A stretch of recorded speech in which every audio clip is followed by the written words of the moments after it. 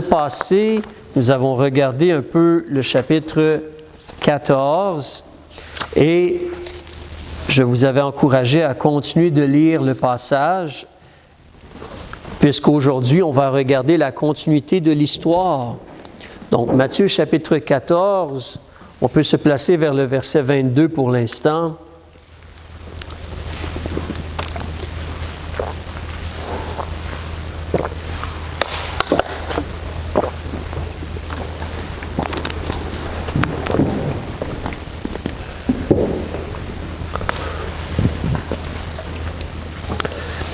Et nous allons parler aujourd'hui de la réalité de ne point avoir de peur, de ne point avoir de doute.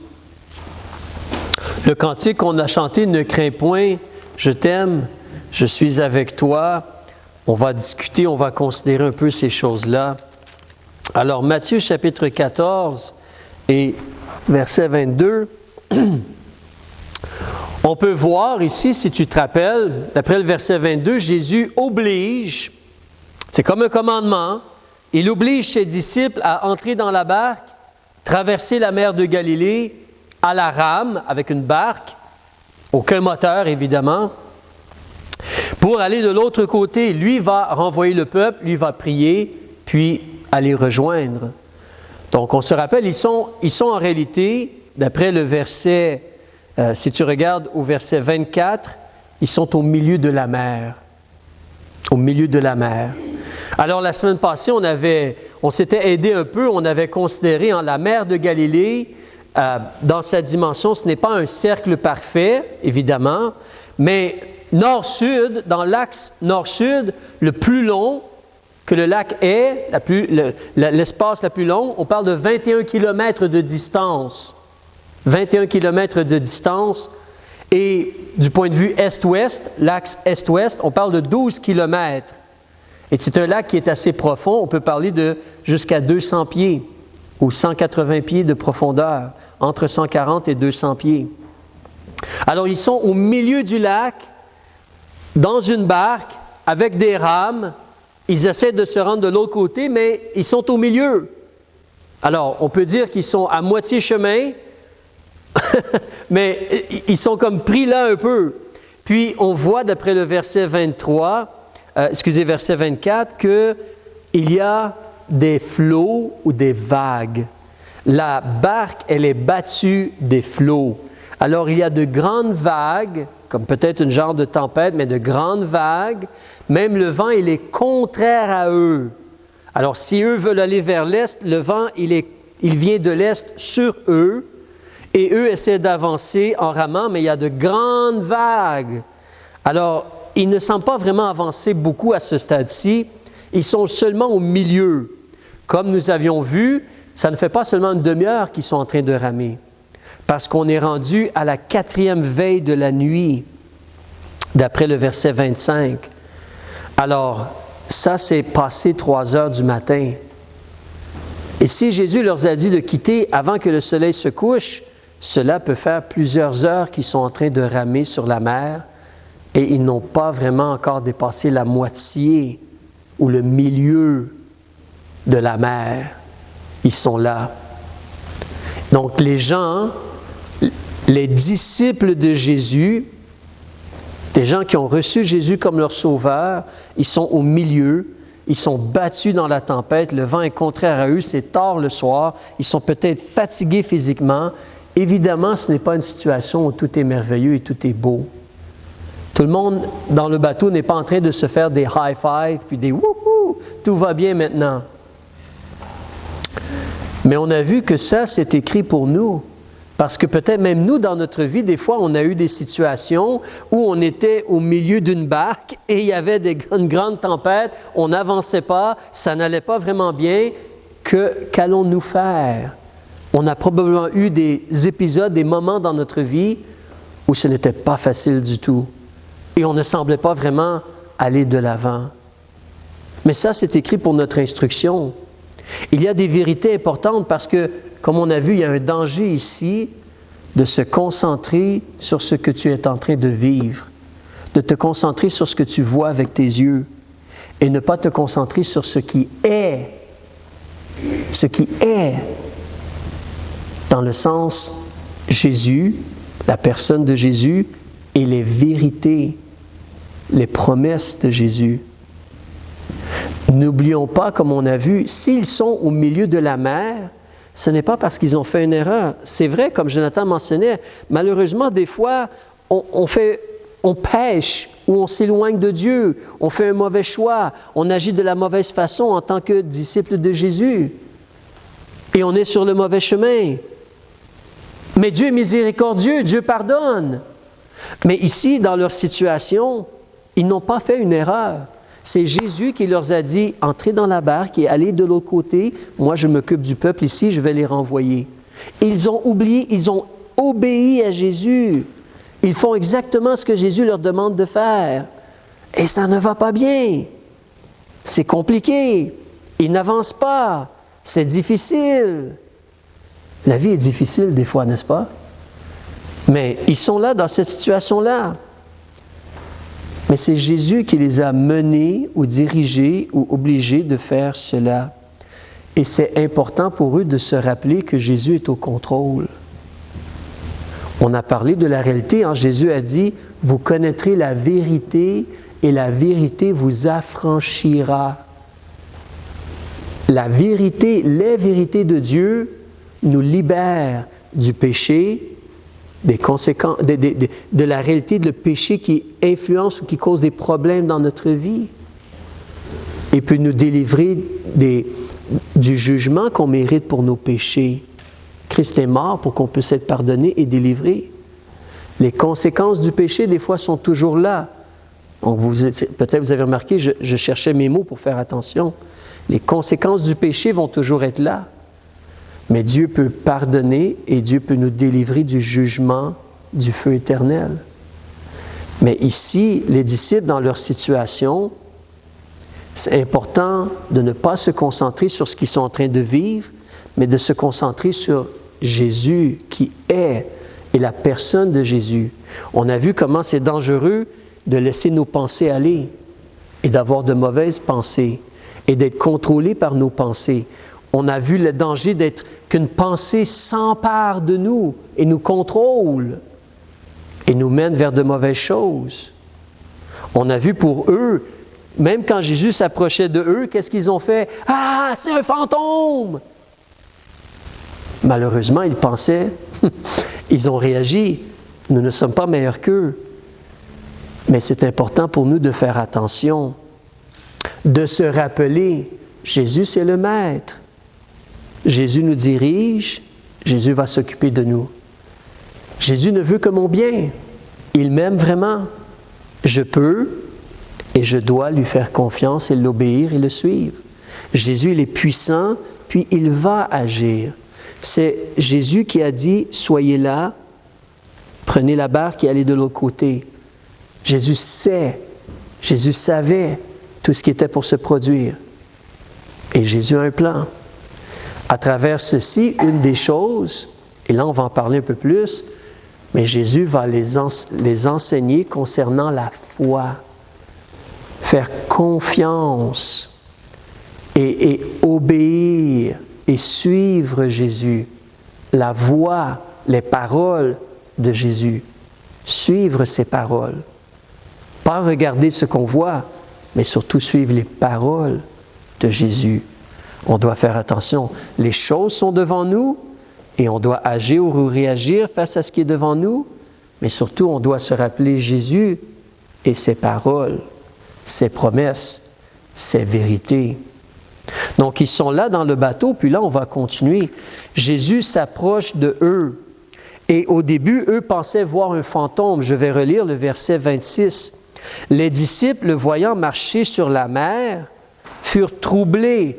Évidemment, même toi et moi aujourd'hui, si on verrait quelqu'un marcher sur, disons, la baie Missisquoi ou le lac Champlain ou la rivière Richelieu, si on verrait quelqu'un, c'est trop étonnant. Donc, ils sont justement comme troublés. Et là, la pensée, mais ça doit être un esprit, ça doit être un fantôme, ça doit être comme un genre d'ange, démon, esprit, quelque chose. Parce qu'un être humain ne peut pas faire cela.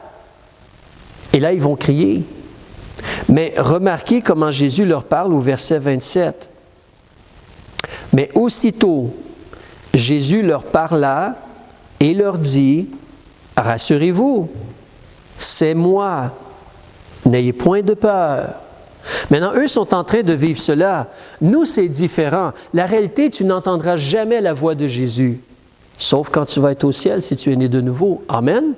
Au ciel, tu vas entendre sa voix. Mais sur la terre, tu n'entendras pas sa voix. Jésus, présentement, il n'est pas sur la terre. Alors, il agit, il est assis à la droite au ciel, mais ici, considère certaines réalités. Remarque comment Jésus agit rapidement. Les gens sont en train de paniquer. Ils sont en train de crier, puis ils ont peur. Et qu'est-ce que Jésus fait? Il va prendre une pause syndicale. Il va s'asseoir sur sa pelle comme les gens à Montréal, là, vous savez. En attendant, là, si vous connaissez la ville de Montréal, sinon, oubliez cela. Mais il n'est pas en pause. Aussitôt, Jésus il parle avec eux. Jésus se soucie tellement de toi, il veut t'aider quand il y a le problème. Aussitôt qu'il y a le problème. Évidemment, c'est à nous de se tourner vers Jésus par la foi en prière et demander son aide.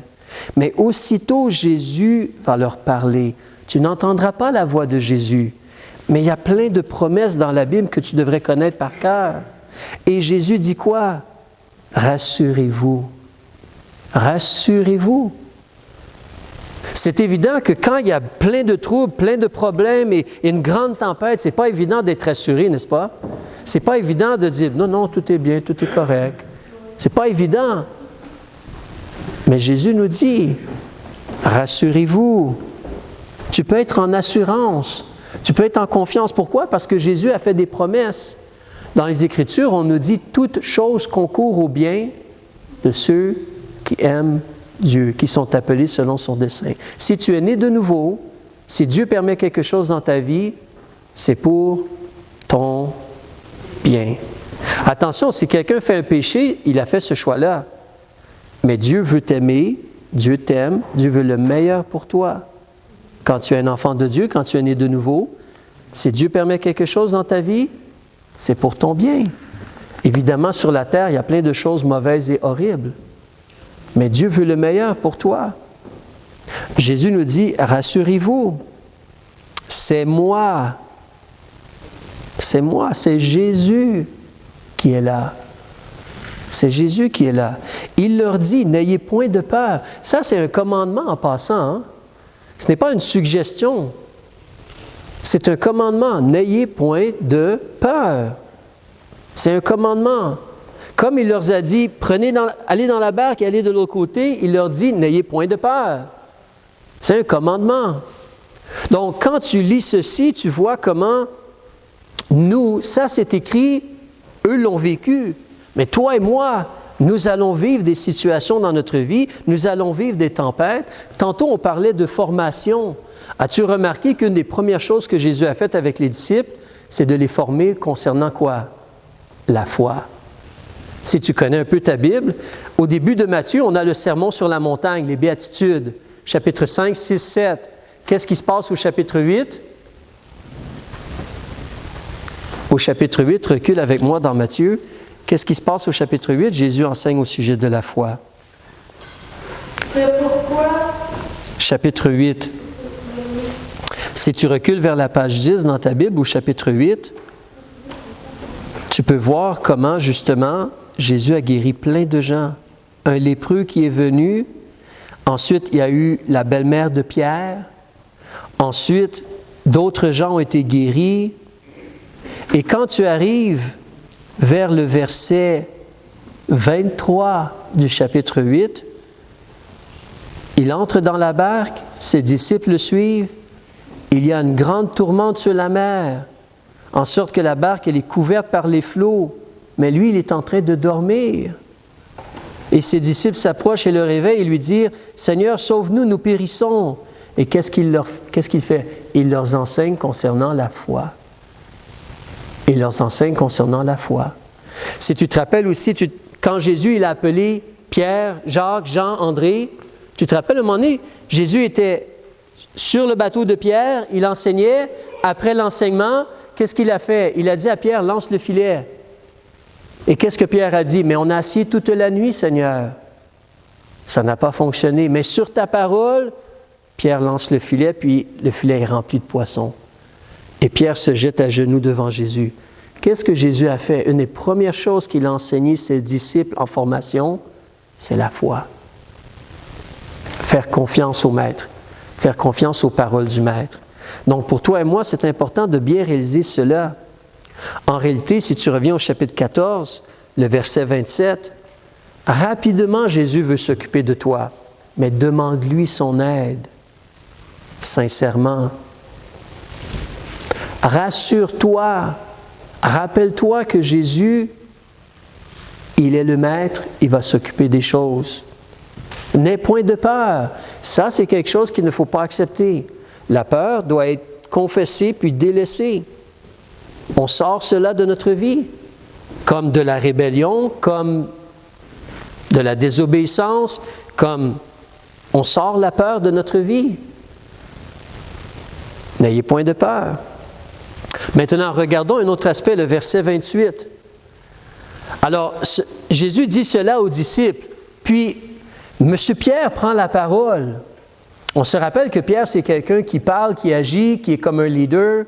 Mais Pierre, il répond dans ce cas-là, il va dire à Jésus, « Seigneur, si c'est toi, ordonne que j'aille vers toi sur les eaux. » Là, toi et moi, on le lit. C'est un peu banal, mais eux, ils sont en train de le vivre. Alors, c'est la nuit, peut-être le soleil se lève un petit peu à l'horizon, il est 3 heures du matin peut-être, il y a des vagues encore, il y a du vent, on entend à peine peut-être les voix, ils sont dans le bateau, ils sont fatigués, mais Jésus est en train de marcher sur les eaux. Ce n'est pas quelque chose qui se produit à tous les jours de notre vie, ça.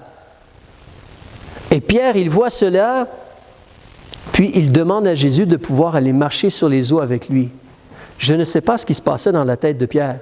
Pourquoi tu penses à « Hey, est-ce que moi je peux y aller aussi? » Tu es en train de « Ah, peut-être je vais mourir ici, je suis prêt ici. Hey, il y a un fantôme. Hey, je peux aller marcher sur l'eau. » C'est comme toutes les pensées qu'il peut y avoir. Mais il demande à Jésus « Est-ce que je peux aller marcher? Ordonne que je puisse aller marcher sur les eaux avec toi. » On va s'entendre que c'est miraculeux, extraordinaire, impossible aux êtres humains cela. Mais Jésus, Pierre, il demande cela à Jésus. Ordonne que je puisse aller marcher sur les eaux avec toi. C'est là que tu dois considérer certaines choses. Premièrement, est-ce que tu aimerais marcher sur les eaux? Mais en réalité, la puissance de Dieu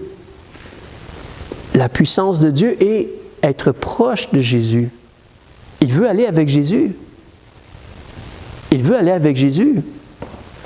Alors, mais Pierre ici, remarque comment il a parlé. C'est important. C'est un peu comme les étapes. Qu'est-ce que Pierre dit? Pierre répondant lui dit quoi? Seigneur.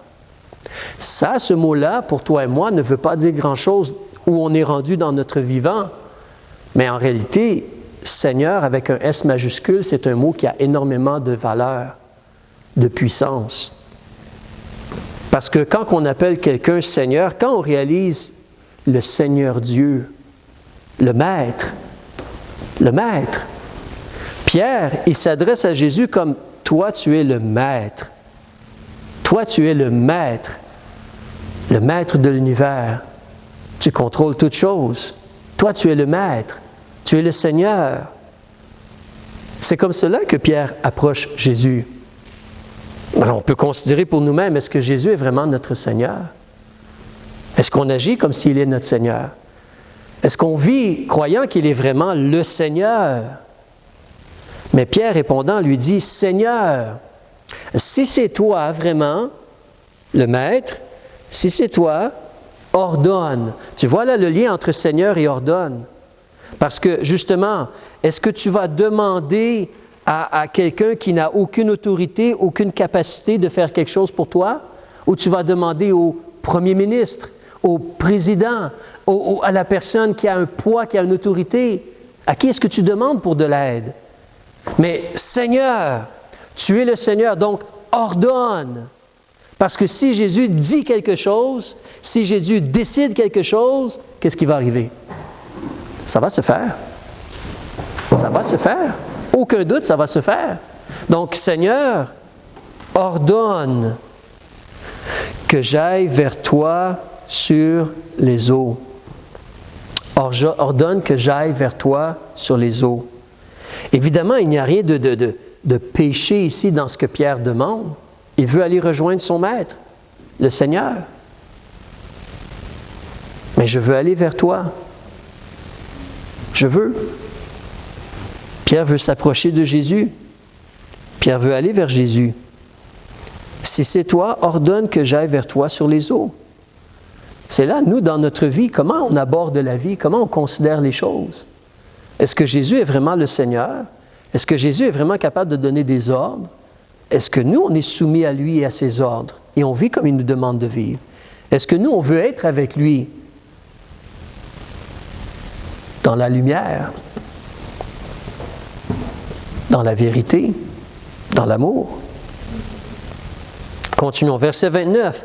Alors Jésus lui dit, « Viens. » C'est merveilleux, n'est-ce pas? C'est simple et facile pour Jésus, n'est-ce pas? Pourtant, c'est quelque chose d'extraordinaire, de miraculeux. Voilà quelqu'un qui va marcher sur les eaux. Comme je disais la semaine passée, il y a des gens qui, malheureusement, se laissent aveugler, mais ils vont dire, non, Jésus n'a pas marché sur les eaux, c'est parce qu'en réalité, ils étaient sur le bord de la mer, là, ils étaient près de la plage, donc ils ont marché sur le sable, il y avait seulement un petit peu d'eau, ils n'ont pas marché vraiment sur l'eau. Mais ici, on te dit clairement qu'ils sont au milieu du lac. C'est assez clair. Ils sont au milieu du lac. Donc, non, c'est miraculeux. Jésus a vraiment marché sur les eaux. Comment il a fait cela? De la même façon qu'il s'est abaissé et qu'il a pris un corps humain. C'est la puissance de Dieu. De la même façon qu'il est mort et ressuscité, c'est la puissance de Dieu. De la même façon qu'il a guéri des aveugles, nés aveugles, c'est la puissance de Dieu. Dieu peut faire n'importe quoi. De la même façon que toi, tu existes. C'est intéressant. Il y a quelques semaines, j'écoutais un homme, c'est un scientifique, dans une branche spéciale, je suis en train d'oublier le mot, je pense que c'était la physique, hein, c'est ça? C'est un physicien, le monsieur? Oui, c'est un physicien. Donc, c'est un expert, un scientifique de la physique. Un expert de la physique, comme la physique quantum, puis des choses comme cela. Puis, en l'interviewant, quelqu'un lui a demandé s'il croyait en Dieu. Et le monsieur a dit quelque chose un peu comme ceci, je réduis un peu, mais il a dit, en tout cas, une chose certaine, c'est que l'univers est créé, l'univers, elle est telle qu'elle est présentement, celui qui a mis ça ensemble est extrêmement intelligent. Extrêmement intelligent. Donc, le scientifique regarde ce qu'il y a autour de nous, puis c'est trop précis et détaillé, ce n'est pas le hasard, c'est impossible. C'est impossible. Il y a quelqu'un qui a tout calculé, tout planifié cela. Ah oui, il a dit c'est un mathématicien extraordinaire, celui qui a calculé cela, qui a tout planifié les choses. Mais c'est notre Dieu, c'est le Dieu de l'univers, c'est le Dieu qui a toute la sagesse et la puissance pour agir. Alors Jésus lui dit, viens, viens. Et là, Pierre, il descend de la barque, il marche sur les eaux, il s'en va vers Jésus. Tout est merveilleux. N'oubliez pas, est-ce que la tempête a arrêté? Non. Non, on va voir tantôt, la tempête va arrêter après. La tempête n'a pas arrêté. Rien n'a changé, excepté que Pierre a décidé de faire quelque chose. Il a décidé de se rappeler que Jésus, c'est le Maître. Jésus est capable de dire ou ordonner, et ce que Jésus dit va s'accomplir. Donc, si Jésus a dit « marche sur les eaux », je vais marcher sur les eaux. Il s'est levé, puis il a obéi à Jésus, ayant une confiance entière que Jésus pouvait le soutenir et s'occuper de lui. Ça, c'est écrit pour notre instruction. Pour notre instruction à nous, dans notre vie. Il y aura des tempêtes, il y aura des situations, mais nous, est-ce qu'on approche Jésus, tu es le Maître? Est-ce qu'on approche Jésus, si tu dis quelque chose, ça va se faire?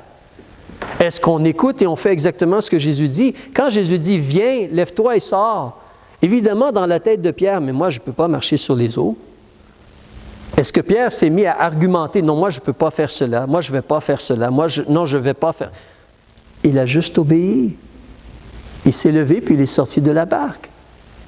suivant, agissant, ayant confiance. Jésus a dit, ça va s'accomplir. Et il est sorti, puis il a marché sur les eaux pour aller vers Jésus. Combien de pas a-t-il fait? Je ne sais pas. Combien de pas? Je ne sais pas. Mais ensuite, il se produit quelque chose au verset 30, qui est encore une instruction pour toi et moi.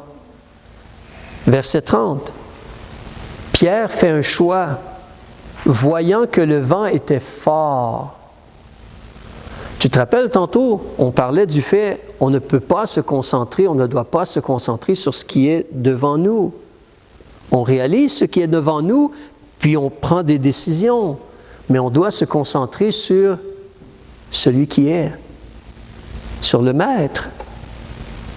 Le Maître, qui lui a un plan, celui qui est. Alors Pierre ici, malheureusement, il fait l'erreur, il se concentre sur le vent. Tu peux entendre le vent. Tu peux même voir les effets du vent. Je veux dire, en venant ici, en roulant sur la route, on a vu sur la rue Front, il y a un module de jeu là, avec l'histoire et tout cela, c'est complètement renversé. Qui a fait cela? Ce n'est pas le grand géant vert. C'est vraiment le vent. Vous vous rappelez, il y a quelques semaines, il y a eu de grands vents complètement renversés. C'est encore là, renversé, vous pouvez aller voir. Ils ne l'ont pas déplacé. Éloigné de la maison et tout cela. Le vent est puissant. Mais Pierre, il est là, puis il entend le vent, et là, il pense. Vent fort égale moi partir. Moi partir égale... Et là, on commence à s'inquiéter, parce qu'on pense dans la mauvaise direction. Voyant que le vent était fort, qu'est-ce qu'il a fait? Il a désobéi à Jésus. Parce que Jésus avait dit, n'ayez point de peur. Mais il a choisi d'avoir peur. Mais voyant que le vent était fort, il eut peur. Et ensuite, là vous voyez l'équation encore. Tantôt, on a vu une autre genre d'équation. Jésus pour maître, plus demander sincèrement, plus Jésus dit la parole, égale nous, on marche sur les eaux. On aime bien le produit final, marcher sur les eaux. Mais on doit additionner les choses ensemble. Ici, on additionne le vent fort, se concentrer sur le vent, avoir peur, égale glou, glou, glou, glou, glou, glou, glou. On commence à couler. On commence à enfoncer. Remarquez une chose, vous avez peut-être déjà réalisé cela, mais remarquez une chose intéressante. Pierre n'a pas calé comme une roche. Normalement, si moi j'essaie de monter sur l'eau, je vais faire quoi? Floup, je vais descendre. Ça ne va même pas être des millisecondes, hein? C'est flou, tu tombes. Mais la Bible nous dit que Pierre a commencé à enfoncer. Alors, physiquement parlant, c'est pas normal. C'est encore la main de Dieu, là. Mais il commence à enfoncer. Il commence à enfoncer. Est-ce que ses pieds, ses chevilles, ses genoux, je ne sais pas. Mais il commence à enfoncer. Ce n'est pas instantané. Il commence à enfoncer. Et merci Seigneur, ça lui donne une occasion de faire quelque chose de vraiment important. Qu'est-ce qu'il choisit de faire ensuite? Il fait la bonne chose. Il voit qu'il commence à enfoncer. Il voit que ça ne va pas bien. Qu'est-ce qu'il fait? Il crie à Jésus. Il crie à Jésus. Il a parlé à Jésus tantôt et cela a fonctionné. Maintenant, il se concentre sur la mauvaise chose. Ça ne va pas bien. Mais là, il fait la bonne chose. Il parle à Jésus tout de suite. Il arrête tout, puis il parle à Jésus tout de suite. Il crie à Jésus. Ça, c'est la bonne chose à faire. Évidemment, il n'aurait pas dû se laisser apeurer ou avoir peur par ou s'inquiéter par le vent. Mais il fait la bonne chose. Il s'écrie et dit, « Seigneur, sauve-moi. » Là, c'est une délivrance physique, hein? Mais il s'écrie, il dit, « Seigneur, sauve-moi. » Qu'on apprenne à utiliser la prière rapidement. Et regardez l'autre mot qu'on a bien aimé tantôt au verset 31.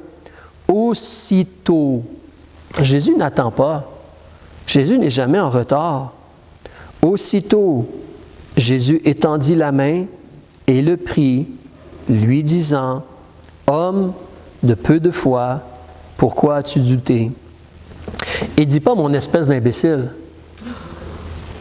Il dit « homme de peu de foi ». Il a quand même de la foi. Alléluia! Et c'est quand même un homme de foi. Gloire à Dieu! Oui, c'est dangereux d'avoir un peu de foi versus beaucoup de foi. Mais c'est quand même un homme de foi, mais un homme qui a peu de foi. Est-ce que Jésus voudrait l'aider à être un homme qui est plein de foi? Oui. Est-ce que Jésus veut t'aider à être quelqu'un plein de foi? Oui. Et la question, pourquoi as-tu douté? C'est là comme on parlait tantôt, hein? Pas de peur, pas de doute. On doit demander l'aide du Seigneur, mais on doit rejeter ces choses-là. Pas de peur, pas de doute. Et regardez ensuite, évidemment, Jésus l'a pris. Qu'est-ce que cela veut dire, Jésus l'a pris? Est-ce que c'est juste quelque chose comme Jésus a tenu sa main, puis là, il s'est relevé, ou Jésus l'a pris, puis l'a amené dans la barque? Je ne sais pas, mais Jésus l'a pris. Jésus l'a pris. Jésus veut te soutenir, il veut te prendre. Jésus le prit et lui a dit, « Homme de peu de foi, pourquoi as-tu douté? » Puis là, quand ils entrent dans la barque, qu'est-ce qui se produit? Là, la tempête s'arrête ou se calme. Là, le vent cesse. Ils sont dans la barque. Le vent cesse. Évidemment, c'est plus agréable quand le vent a cessé, n'est-ce pas? Les tempêtes ne sont jamais agréables. Mais réalisez qu'ici, dans la tempête, toi et moi, on voit un miracle de Jésus et on apprend beaucoup de choses.